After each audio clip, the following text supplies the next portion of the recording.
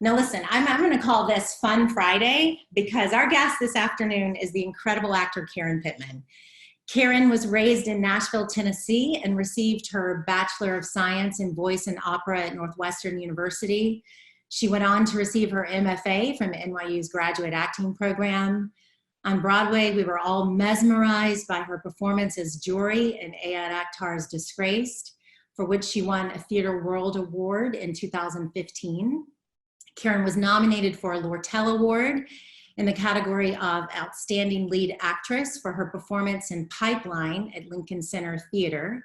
Other theater credits include Broadway's Good People and Passing Strange, and Bruce Norris's Domesticated, which was directed by Anna Shapiro at Lincoln Center. Karen has also had an extraordinary TV career as well as a film career. And right now, although we all know that this show is on a little quarantine break, she is wowing all of us as we binge watch the morning show. So please help me welcome the multi-talented, incredible force of nature, Karen Pittman.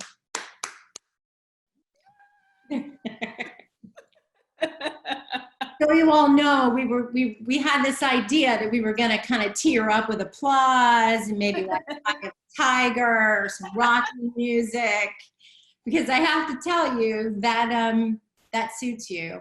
Because well, that's part of the whole journey that we're all on with this. We're all Rocky right now. We're all rock stars and fighters and doing it.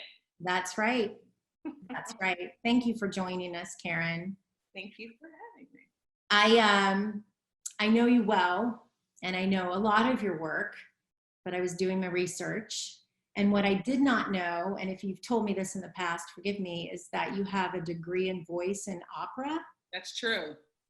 And did you, why did you choose that undergraduate work? And then when you transition to, or if you think of it as a transition to the stage and TV and film, was it by choice, or was it something that you said, now I want to switch gears? Yeah, I think I chose Northwestern University for voice and opera because my parents grew up in an age where you could not get a college education very easily.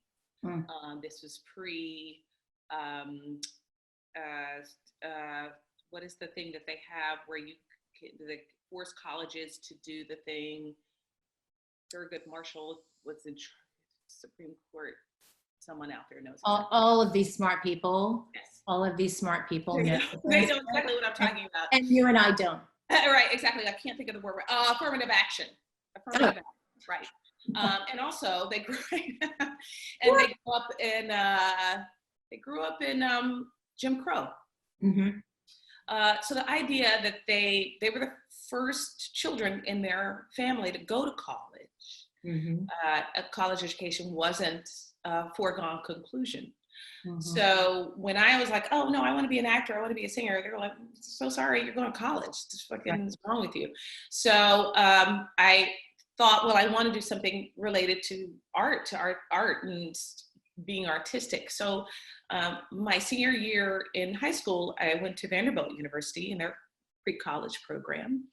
And I studied voice there and did all the high school stuff. But then when it was time for me to transition to college, Northwestern University was the first to inquire about, my voice work through a contact I had at Vanderbilt.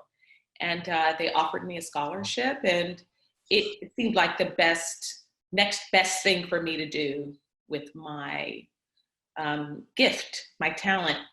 And I ended up at Evanston for 4 years, and it was difficult, but the voice and opera school is very much a conservatory. You didn't really mix and mingle with all the other students. I really got a focused artistic education, and it helped me to get used to the routine of what it meant to be working on your voice every day. Right. That has helped me out a lot. I really think of myself more as a musician than I think of myself as an actor, which is a little bit different from what my friends think about how to pursue their on a day-to-day basis. Now, when we talked recently on the phone, I'm not surprised, but you and I jumped right into this conversation about, for you, as a person of color, as a woman of color. Yeah. How do you think we're doing? The writers who are writing the stories and the producers who are producing the shows. Have you seen a shift in, say, the past 10 years? You know what, definitely I've seen a shift. I think there is a sense of storytelling that that is more inclusive, it's more diverse. Mm-hmm. But I also think that there is a kind of storytelling that's happening in Hollywood and in American theater that doesn't require us to think about people of color as a monolith, right? One of my favorite playwrights right now is Jocelyn Bio, and she writes exclusively comedies. She's a Nigerian writer, and she's just so funny. And so much of the content that we experienced that told stories of African peoples were really very serious and, but her comedy is so funny, expansive, heart-opening. We're able to tell a lot of different stories and have them heard. I'm thinking of Donald Glover in Atlanta. I'm thinking of Mara Brock Akil and Being Mary Jane and Love Is. And I'm also thinking of Blackish and also Black as Fuck, which is now on Netflix. Right. There's a lot of different kinds of stories that we are telling, which I think is a step forward. If I can only hear the stories of, let's say, Tyler Perry and Gina Prince Blythewood, that means that I have to focus my attention in a kind of a way than if I can hear, Ryan Coogler and Spike Lee and, Kenya Barris and, all of these, Shonda Rhimes and all these incredible writers. If I can hear how the stories are told in lots of different perspectives, I can see myself all over the place. Right. It's audiences. So I would say, yes, I think we have moved forward. Yeah. I think you should write. We'll talk about that later. I'm trying to get my nerve up. When you've worked with really awesome writers who have awards like Pulitzers and Tonys, you realize that there's something really good about staying in your lane. And I think that it's very important. I talk to Ayad about this a lot. I think it's really important, but also I read this article in T Magazine. I don't know if your actors have seen it yet. It's in the New York Times for this weekend, of African-American actresses who have been doing the thing for decades. And one of my favorite actresses is Angela Bassett. And she says, there really is nothing wrong with being really, really good at what you do. And that singular thing, it's okay if it's acting. It's great to produce and write, but I think I agree with her entirely that there really aren't enough master interpreters. And the skill of being an actor isn't just going on there and doing your thing. It is being able to talk to a writer or help them articulate whatever arc they're creating for their story through you, through the relationships that you share. Yeah. It's a real skill to be able to do that as an actor. And it's part of the skill set that you have to have, which you only develop over time, working with lots of different writers at different stages of their own development. Right. So, and that's interesting about transition to a lot of conversations I have with young adults, about how do you transition? Yeah. I accidentally transitioned several times in the business. But when people ask me, when you started producing, was it a choice? It was a little bit by accident. Yeah. But I will say, I know now what I would not have known as an actor is that I'm a better producer than I am an actor, because I never stayed in my lane as an actor. I certainly kept my mouth shut, meaning I did my job. That's right. Keep my mouth. But my mind was always much more interested in what changes the director was making in previews that had nothing to do with what I was doing on stage. Right. My mind was somewhere else, Yeah. When I was thinking about the questions I wanted to ask you, I got lost because your career is so varied and you've done such interesting work. So I'm going to talk about something I'm biased about. The morning show has blown my mind. My whole family is watching it, which is saying something because, those are younger people, my husband who doesn't watch television, and myself, right? The writing is fabulous, and it's very immediate. Since that inciting incident is the result of Steve Carell's character in the sexual harassment, sexual misconduct. So my question is, as one of the female leads on the show, sandwiched between these powerhouse women like Jennifer Aniston and her character, and Reese Witherspoon and her character, do you find living inside this story that you're telling empowering, or does it sometimes or often feel the opposite, meaning it's draining? Because I think the truth is, one of the reasons certainly a lot of female identifying people relate to the show is that we recognize a lot of what is happening inside that workforce, that work group.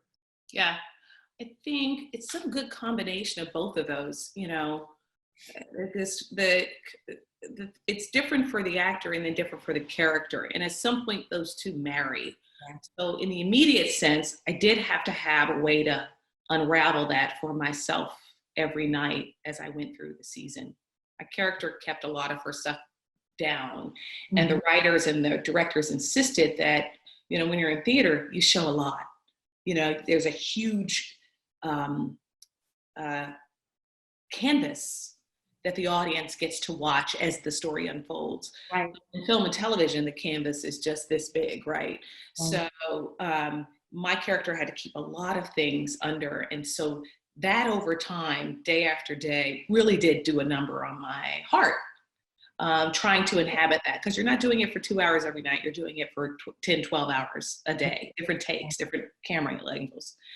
But I will say, as for an actor, it was very empowering, because I learned a lot, having worked with Raka and with you, and with Ayot and with Bruce Norris, and working with different playwrights in New York City, that the collaborative effort, if a writer is inspired by the work that you're bringing, like you're going all the way to the end of the thing and you're asking the right questions, and they feel your spark, they feel your artistic impulse leaning into them, they want to give you more stuff to do. That just makes them feel more confident about their own writing. So as an actor, it was kind of empowering. And of course, I could see the arc of my fellow actors, Jen and Reese. I could see their arc, and I could see what they needed to do as far as the show was concerned. But we were still sort of developing my arc over the second and third and fourth episode. Yeah. So that as they were writing, we were coalescing ideas about what this woman was going to do. And it was really important to keep my gift and my talent very supple, you know, to keep it very vulnerable and soft. So whichever way they went, my imagination could be fired and I could go in that direction like a heat-seeking missile. Do you know what I mean? And they told me where to go next, and I would do that. And so it's a good combination of softness and being supple and empowerment, and also really learning to maintain a certain level of stamina and endurance with writers like that. Right. You don't really have to do much work. Right. When it's a really good writer. You just say, let me make use my instrument. Yeah. Well, you just segued right on into what I wanted to talk about next, is Disgraced. Your performance was so powerful in a play that was so powerful. And there were a lot of changes in that play. I mean, even prior to when it got to Lincoln Center, but as you were navigating those changes, and you actually somewhat answered the question just now, do you navigate those changes in rehearsal and previews in the headspace of the writer, or is it easier for you to just be the vessel, look at the changes, and jump in? Well, you know, when you're working with someone like Ayot Akhtar, you have to be intelligent, because he's just, you know, you just can't. Dominique Morisseau, do you know what I mean? Ayot has a kind of intelligence that is unique to being Pakistani American, son of an immigrant family. It's very specific, you know. people like Bruce Norris has a very specific kind of Midwestern kind of intelligent, like psychological, like, you know, Dominique Morisseau has a kind of emotional intelligence. She's telling the emotional stories of African Americans. So you have to be intelligent. You can't just be like, fill me up. Do you know, you can't be like, feed me. Do you know, you really do have to be like, okay, Ayad, is that what you want to say? True. Can I say less though? No, you need for me to say that? Okay, you sure? Yeah. And so then what you do then is to go into your own instrument and again, fire your own imagination. I have people ask me, what's your method? How do you have a method? There is no method. The only method I use is my my imagination, my own, like going back to that space that spiritual space that sparks ideas that are authentic to me and nobody else. Yeah. Not authentic to an experience that I've even had before. It is the chemistry, the alchemy of sitting across from Ayad and feeling his enormous energy while he's walking around the rehearsal room with a shawl wrapped around him. Which is pretty much all the time. I can't imagine what he looks like right now. Which is right, I know. Which is an incredible visual expression of who he is and what he wants to say. So, right. I mean, you just try to stay as open as you can, but absolutely intelligence is important. Yeah, and in that play with all of the firing of these different thoughts and each character having such a stern point of reference from which all of their actions came from. I always think about that line of Jory's when faced with a choice, justice or order. Mm-hmm. Living inside the combative nature of everyone's ideas, for the most part, being the same because they're New Yorkers and they're sophisticated and they're working people and they're very intelligent. But as the play goes, we uncover, you know, the underbelly of difference in everyone.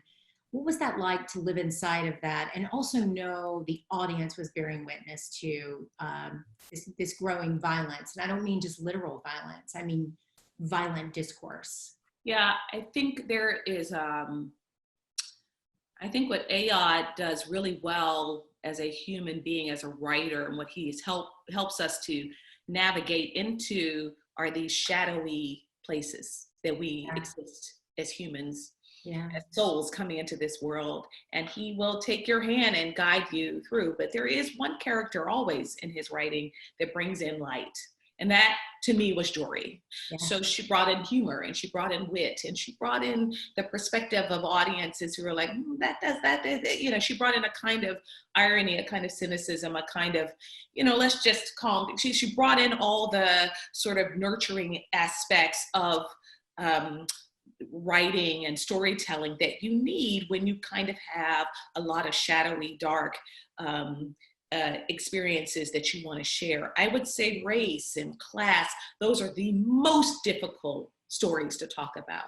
Mm-hmm. It's all experimentation. It's all science. Nobody knows how to talk about race or class or sexism at all. We are all just fumbling around in the dark. So, you know, for me, it was not about a sort of you know, it's not a mood thing, but it is the essence of, you can get a kind of a sense of the essence of what the storytelling is and sort of let that guide you into how you receive and push back out to the audience what the writer is saying. It's kind of like out there. I don't know if that was a good answer, but that's my answer. That's a good answer. Now that I'm either informed or reminded that you have this degree in voice, and I know you're in Passion Strange, but are there other musicals you sniff around? I mean, now your career has taken off in such a way that I don't know that your mind is there, but I would like to know. I love Next to Normal. Mm-hmm. I think that's a great story. Mm-hmm. I'd love to hear that from the perspective of, let's say, an Asian American family or an African American family. Mm-hmm. I thought the actors did a great job with that. I saw it on Broadway. I thought it was amazing. Musicals, I love anything that's written by the writers who wrote Dear Evan Hansen. Yeah, Justin Yeah, Bench. they're amazing writers to me. You know, so much of musical theater now is about the voice, is about the singing. I mean, I think when they brought in Wicked and Uh, um, very gymnastic. yes, it was yeah, Often, yes. which is great. I mean, it's awesome to have the, you know, Bernadette Peters experience every time you go in and you see, which is, you know, very old school. But there is something about just listening to the words of a Stephen Sondheim musical that just puts you in a kind of a place. And that was my experience of Passing Strange. It's certainly my experience when I go and see Hamilton, do you know? But I have yet to really see a musical that sparks my desire to sort of do it. I think I'm in a season where I'm doing a lot of acting, and that's okay with me. Yeah, It's yeah. a kind of musicianship in that as well. Yeah, and we're also in another season right now too, aren't we? We were talking on the phone about this new season of isolation and not knowing what's next. Yeah. And it was the conversation we had on the phone a couple of days ago. It's very much stuck with me, and I think one of the reasons is that knowing you and knowing you, these deep, soulful waters that are filled with empathy and compassion, but are also combined with this resilience and strength that is unparalleled. I mean, those qualities are written all over the roles that you play. They're either written inside of them, and that's why you're cast, or I would say that's also what you bring to them. And you were sharing with me how you've been thinking of this idea of the deep end, yes. Feeling like you're in the deep end. Yeah. And you wrote something to me that I thought was just beautiful. Yeah. And the way I see it, these in conversations have no rules. And that's one of the beautiful things about them. But I also think that a lot of what you wrote to me about what you're feeling and going through right now is going to hit home to a lot of the people that are on this call. So I was wondering if you would share what you felt comfortable sharing. Of course, yes, definitely. And I you know, I wrote all these things down very late at night. It was sort of a stream of consciousness from having had kind of a long and frustrating day. We had been in self-quarantine or isolation for weeks now in Los Angeles. I think before Georgia started theirs and even before New York started theirs. So I've been isolated for a little bit longer, but feels a little bit, when I was talking to a friend of mine this morning and I get up and I do my intention, it felt a little, I was like, I think I'm going to give a sermon today, guys. It feels like a commencement speech or something like that. But I wanted to share these thoughts. And I'll start with a mentor, director, advocate friend of mine who some of your actors might know, is a man named Ken Washington. And Ken worked for many, many years at the Guthrie Theater. He worked with the late Zelda Fitzchandler, who was also a mentor, a friend of mine at NYU. And so he directed me in a couple of things at NYU, which was Intimate Apparel. And then the last thing we worked on was A Raisin in the Sun by Lorraine Hansberry. And I got the wonderful opportunity to portray the character Lena Younger, who's just one of the incredible women in American theater. That's just a fantastic portrayal of what an African-American woman is. I think one of Lorraine Hansberry's most beautiful character arcs that I've ever experienced. And as I was going through the process of you know, blocking, and we were on the week right before he went to tech, and Ken said to me, you know, we've done a lot of table work, we did the blocking, we've done the prep, we've done the homework, and now is the time where we go into tech, and this is when it gets really rough. You have two choices here. You can either decide to lean back a little bit and just stay the course with what you're doing, or you can decide as an actor that you're going to go deeper. You're going to get out of the shallow water and you're going to go all the way to the deep end. And he said, I want to encourage you to go deep, get to the deep end, because I think you're going to be far more satisfied with the results. And like any dutiful actor, I swam out, and I had Ken Washington beside me as a help and an advocate, and I loved it. It was a challenge. I rose to the challenge, and I felt confident, and it is useful to me when you're walking into your first scene with Jennifer Aniston in episode 3 and you are fucking freaked out. And it's helpful when you are sitting across from Ayad Akhtar and he is espousing all beliefs on Islam and race and class. And it's helpful when you are at home and you're trying to learn Aramaic over the weekend for a scene you're doing on Evil after Labor Day. It just to push yourself out into the deep end. So I made a habit of it in my life. In all areas of it. About a year and a half after grad school, I found out that I was pregnant with my second child. Her name is, in fact, Lena, named after that character in A Raisin in the Sun. Her father and I met after that, and it was unplanned. But I was in my mid-30s at the time, and it really was one of those moments where it was like, you can either swim or you can sink. So I thought, I'm swimming. I'm swimming for this guy. I'm swimming for this child. I'm going to do this. And I already had a son at the time.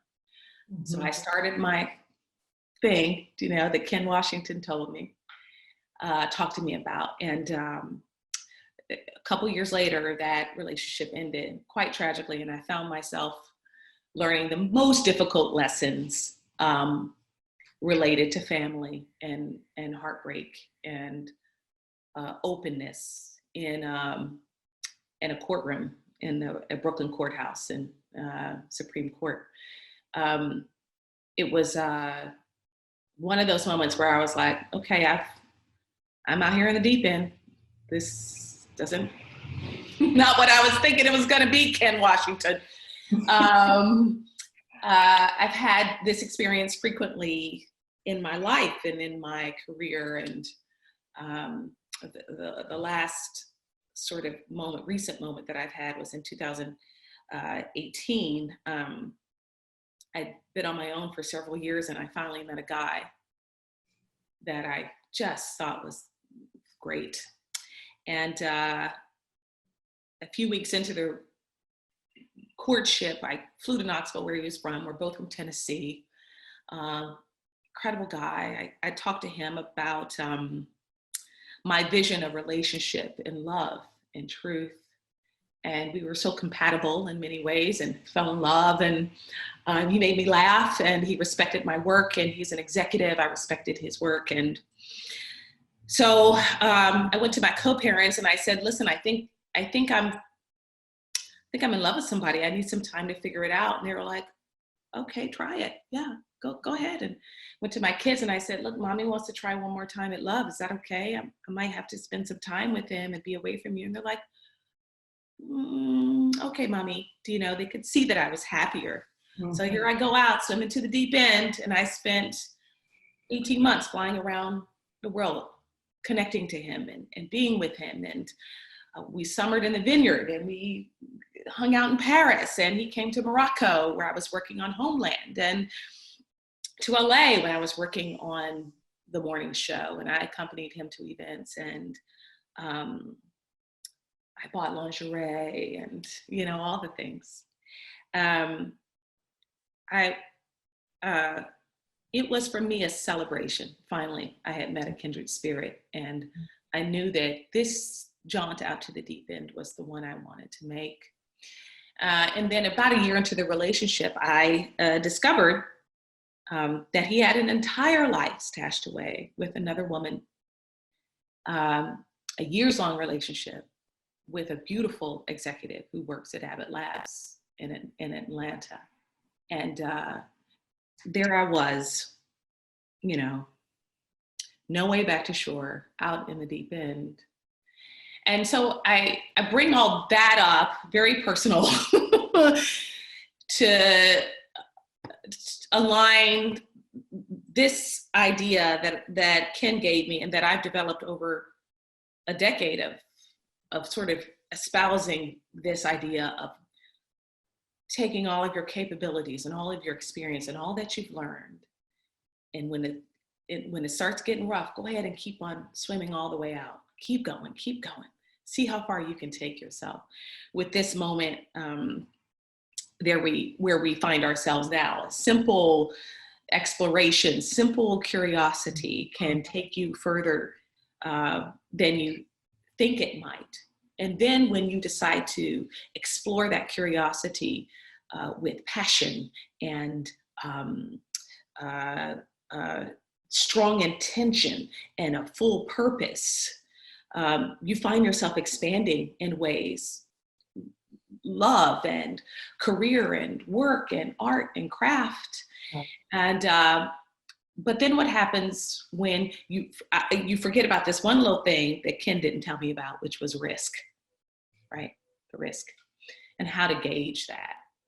That for me has been the trick, because it's very hard to kind of, compass that out. I mean, no one could have predicted that there would be a pandemic that would close every theater in America. Like, we just could not have gauged that, right? So this is the part where I talk about my own experience, but I give no advice ever. And part of the reason why I never give advice is because something that my father would say, which is that experience is not the best teacher. Go to school, learn what you need to learn for your own journey. I think that every person's journey is different in that way. And what I have culled over time in my own life really is specific to me. So I think what I'm hoping is that some of these ideas that I've cultivated over time might create a spark in those actors who are watching me. But I'm not expecting that these things that worked for me will work for them. Yeah.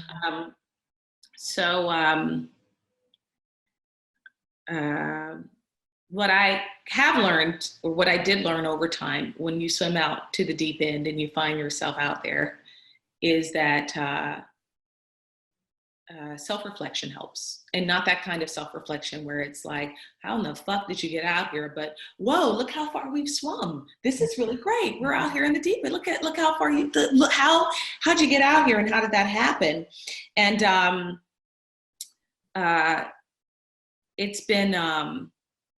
it's been very important during this time, this COVID coronavirus time, where we've all been sort of slowed down a lot, where we have a lot of time to reflect, to sort of think about what we're going to do. That is my musician background. My musician background is, you sort of go down and you don't do anything. My actor friends are like, I'm going to write a one-woman play. Or I'm going to write a book. And to my mind, I'm like, I'm going to paint my living room. And I've done absolutely none of that. I've done none of it. And I don't, and there's, what is there to say about that, except,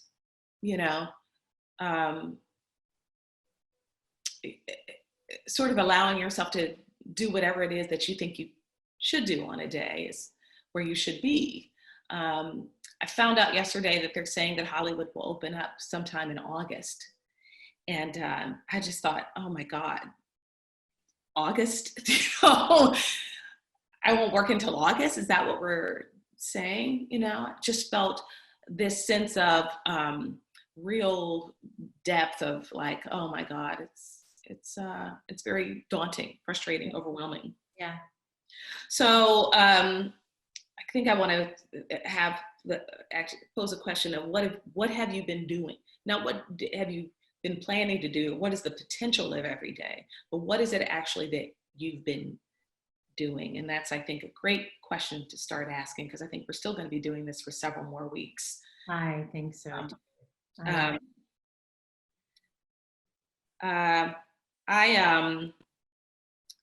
I actually have been doing nothing. I've rested. I give myself permission to rest. I've allowed it because I think that it's been my experience that the muse will come find me. I have been very poor as a function of being an actor, so I know what that looks like, so I'm not afraid of it. I know what it's like to have to cobble together money and do this and that. My kids are around, and how do we spread that out? Like I don't have a fear of what it's going to be like when the money runs thin. Yeah. So I've allowed myself to rest and to be okay with not running around and doing a whole bunch of stuff. Yeah.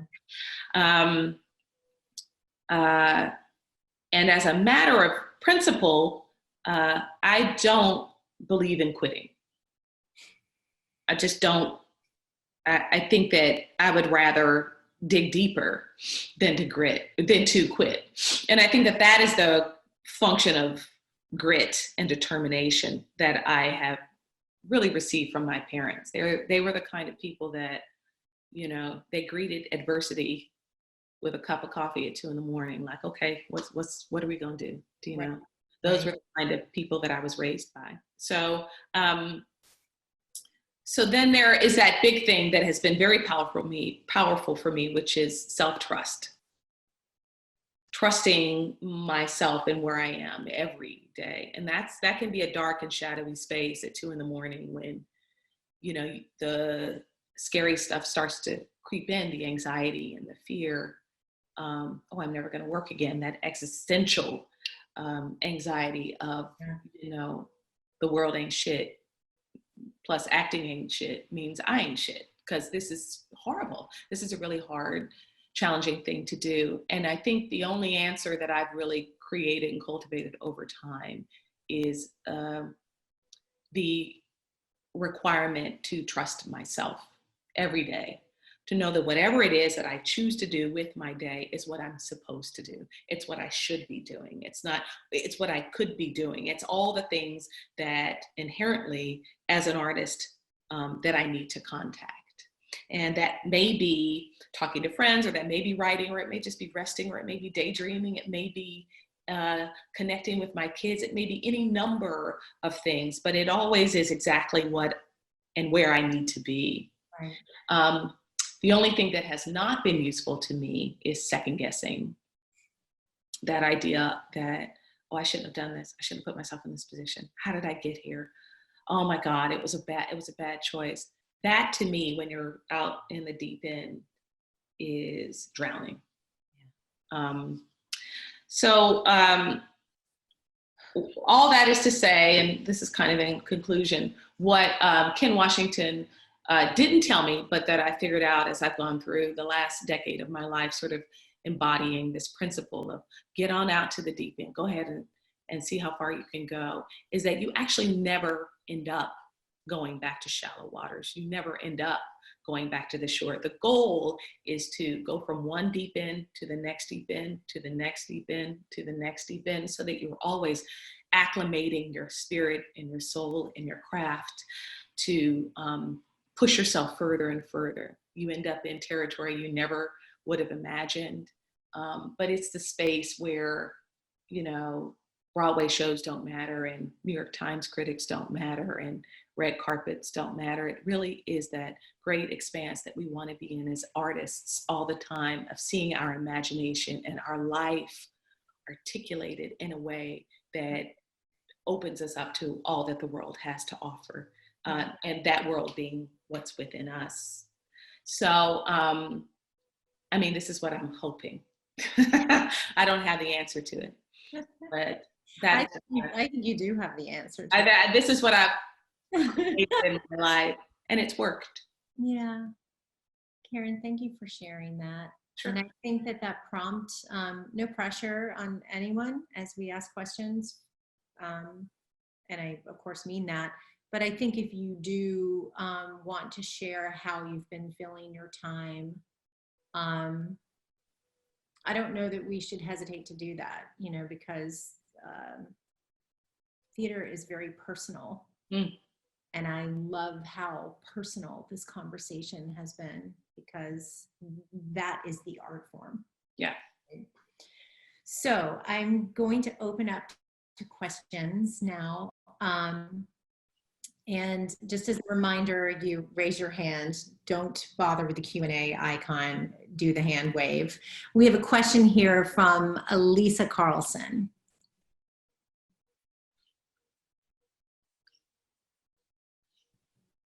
Hi, can you hear me? Hi, Elisa. Great. Can you hear me? I'm sorry. Yes, yes.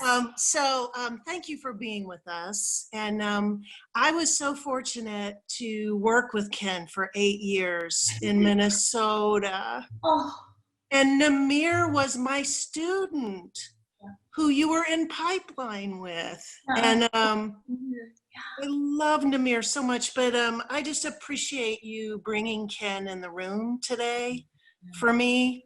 Yeah. He changed my life in such extraordinary ways. And, I think those of us that do swim out to the deep end and really engage in the deep end, we're getting more and more of those opportunities in Atlanta now than we used to. Since I've been back here, I've noticed that. I'm originally from here. But what really struck me is how he believes in the individual artist and empowers the individual artist. I miss him so much every day. I know you do too. And it's something that I've tried to carry with me. And as an educator, as well as a professional in theater and movies. But, right now, my students are far away from me. There's no one to empower but myself in a lot of ways. A lot of times my focus has been on the other because that's more my work. And Ken has a way of bringing it back to you and bringing it back so personally to you.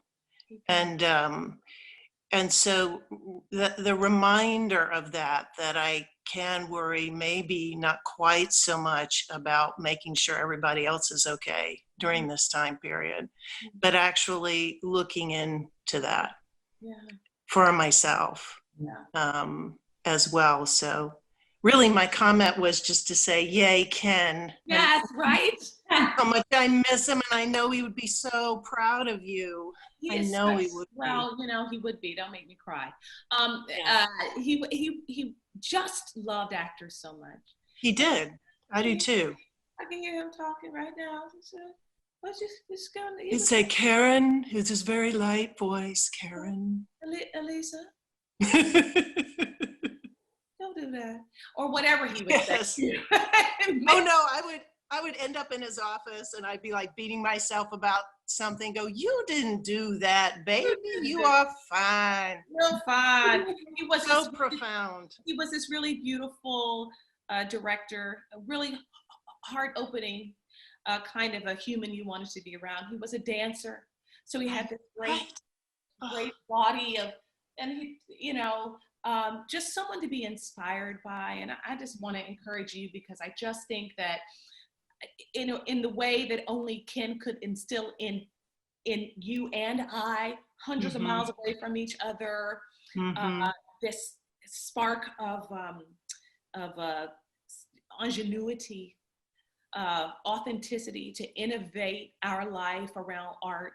He's one of the only few people in my life that has done that. And I've met a lot of people, and I still conjure his spirit and his soulfulness in my work.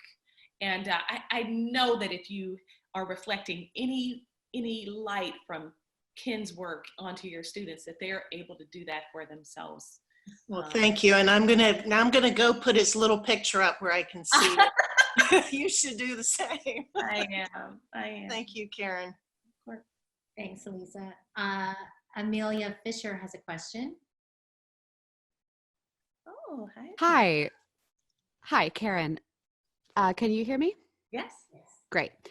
So first off, I just wanted to say thank you for everything that you've shared today. I find myself aching to be back in a room with intelligent people, as you said, interpreting stories that matter in a way that I was not expecting to today. So thank you for that.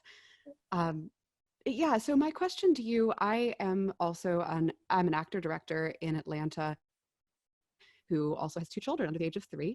And so my quarantine looks very different from some of the other actors in quarantine. You're doing the saint work over there. Well, you know exactly what that is. And so my question to you is about if you could share with us a time in your life where you felt like you were killing it, both as an artist and as a mother, because I feel like we are often through grad school and training and all of our professional experiences given a really clear idea of what success looks like as an actor. And I think we're given a really clear idea on social media and whatnot about what success looks like as a mother, but we rarely have a picture that includes both. And so as we navigate that, I would just love to hear from someone who in 30 minutes I've come to respect so much, what your version of that might be. You know, I think at every step of the way, it's different. I mean, you're in the physical, mental game of, you're picking up those babies, you're pushing strollers, you're doing the hard physical work. But at this point, my children are 15 and will be 16 next month. Jesus Christ. And 11. I will say, I feel like, I'm able to loosen my grip a little bit on because my children are a little bit older, which I think that you'll find that you'll be able to do too. Sure. I did not allow myself to be killing it, as they would say, until I pursued my own life without guilt or shame. I knew that my children would be better people if they could see me lose and win again, and lose again and win again. That we are partners on each other's journey, but it is my job to bring myself to as high as I possibly can, because they were given to me in an effort to show them how to be in the world, because whatever I'm doing as they witness my journey, because we're not on each other's journey for very long, right? Amelia, I mean, it's really only, it feels like it's going to be like forever, but it really is only 12 to 13 years before those kids are out in the world and the world is giving them more than they're listening to you. So I would say it really has only been in the last 2 or 3 years that I've allowed myself to let go, to not be as tethered to them, to pursue love, to pursue a career where I live in Los Angeles for 6 months out of the year, and they live with their their dads for 6 months out of the year. Where people inquire, well, where are your kids? And I'm like, well, they're they're in the club, they're having a good time, probably with a drink. They're with their dad. What are you talking about? They're fine. Do you know what I mean? Like I've not allowed the perspective that I should feel bad about articulating my own journey to become a part, and that can be turned around on a dime. You know, it means that the people around me have to not only be more responsible to my children, but they have to be more responsible to me, and that is an awesome place to find yourself as a human being. That means you're lifted. They lift themselves up, your children lift themselves. Like, it's a great uplifting space to be in. And for so long, I was like, no, I have to do all of it. And actually, when I turned my mental game around and decided, no, part of me growing as an individual means that I don't do all of it. And I don't tap into that emotion that if I'm not doing all of it, I'm less than. Right. So is that helpful, Amelia? Yes, so much. Thank you. It's helpful to me as well. Need it. This is hard out here for women. Yeah. Forgive me. The name is Opie. Yep. And so I don't have full names here. And your talking is permitted.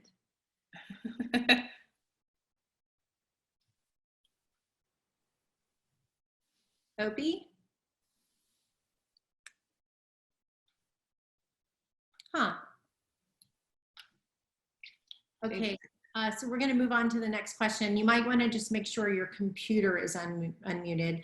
Tangela has a question. Hi, Tangela.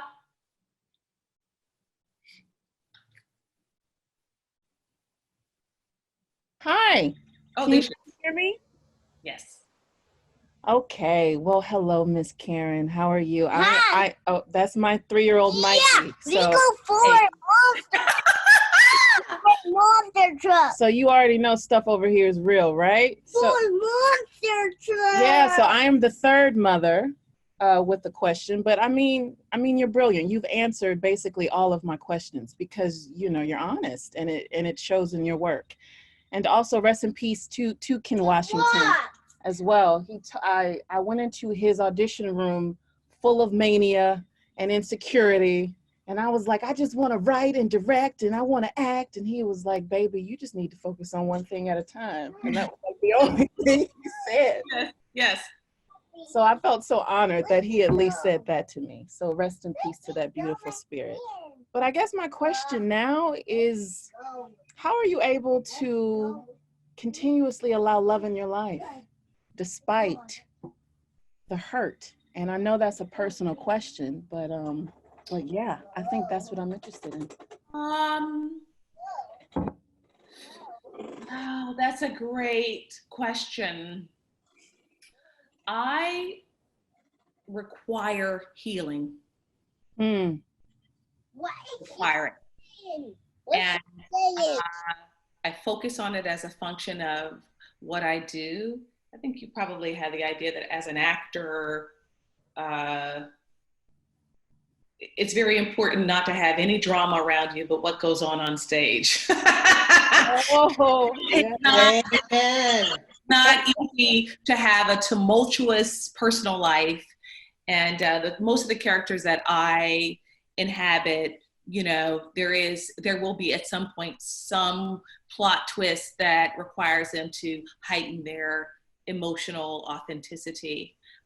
So my personal life has to be really chill, which is not, nobody has a chill personal life from, month to month or year to year. What I require is a space to restore my soul, to replenish my heart, and to heal. And I am a Christian. I read the Bible. I also am part Buddhist, and sometimes I enjoy the Quran. But I very much align myself with that idea of Jacob, who wrestled with the angel. Yeah. At night, he was a robber that he was wrestling with, but when the sun came up, it was an angel. So the perspective that I have on is that every obstacle is an opportunity, and I embrace that wholeheartedly. But if I do deal with sadness or loss or grief, I require the time and the space to restore my spirit by healing, whatever that is. If that is, friends or time alone or yoga or, acupuncture. At some point in my life, it was, bad habits. It was quite honestly drinking and showmances and, dieting and all the things that just actually didn't feed my soul. It actually drained more energy out of me. So I created a practice where, I figure out a way to create healing, and that's how I restore my faith in love and my faith in human beings, because we all fall short. We all fail. That's the only thing that's consistent in this life. So we're human. Yeah. Yes. Yeah. What does healing look like? Thank you for sharing that. Thank you so much. It's been an honor. Thank you, Tangela. Thank you. Thanks, Tangela. Thank you. Emmanuel has a question. Hi. Hello? Hi. Can you hear me? I can. Hi. All right. Hello, Karen. Thank you so much for... First man on the call, everybody. Yeah, it's got your deep voice in there. Yes. Yes. But thank you so much for sharing your story and your work. It's very inspirational. And I myself, I'm an actor, writer, and model based primarily in Atlanta. And, my goal as an artist is to ultimately change the perception of albinism in the media through my work, because I also have albinism. And I guess my question for you is, what were some of the challenges you found transitioning from doing more stage work to more film work specifically? The transition period. The biggest challenge I had was feeling like the work that I did on television and film wasn't worthy of my gift. I had to start at the bottom. It was a lot of day player. It was a lot of, it took me a while before I arm wrestled these casting directors into seeing me as more than just the nurse. And then I became the doctor. And then I became the assistant DA. And then I was the attorney. And that residue still exists in my career. I mean, there are exciting, fabulous, interesting women who are attorneys. There are exciting, fabulous women who are doctors, but Right. 2 or 3 lines in a day player work just doesn't feel satisfying to your spirit. Right. But in the theater game, I was killing it. It was like, so that it was being patient with my, with the people who would see me and saw me. And I think that I was ready for the work long before the work was ready for me. But again, for me, quitting is not an option. Like, it's just off the table for me. Right. So the question is, how do I endure the difficult times, and what practices, day-to-day practices, do I set up to help myself keep going? Okay. Thank you so much. Thank you. I was curious about that as well. Thank you for that question. I think Opie's back. Hi, can you hear me? Yay, she made it. I made it. Sorry. Yeah. I played Ophelia once, and so the nickname Opie always stuck with me. So my name is actually Katie. It's nice. Thank you so much for being your candor and your honesty, Karen, is just so refreshing. I'm in my living room crying, you talking about your life, and I'm like, oh my God, she has it. She's so right. But going into the deep end and asking yourself, instead of asking yourself, how did I get here? Instead, looking back and saying, how far have I come? Yeah. That resonates so much with me, because I'm just a master at beating myself up, yes. As I'm sure most of us artists are, but Right, absolutely. And so I just appreciate it so much. This time has allowed for so much self-reflection. Sorry, that's my dog. It has allowed for so much self-reflection. And you brought up a lot of things that I've been thinking about. So I look at it as you being a sign of, exactly what I needed to hear. But I am a sign. I am. That's true. You are, for sure. But I wanted to ask you, being as open as you are, especially on this call, not even seeing our faces and being that honest, I just assume that you are also that way within both of the industries of theater and film and TV as a person. Would I be correct in that assumption? Sure. Okay, cool. Do you believe that has, and that and your humility, obviously, that you have as well, do you believe that has helped with furthering your career, that it's helped with your connections with people and not having like that crowbar separation sometimes that you can find with people, at least in film and TV, in my experience, where people are very open when it comes to their craft, but then very, reserved and closed off, when it's time to going back to their real human life, That's so interesting. You mean like, such a good question.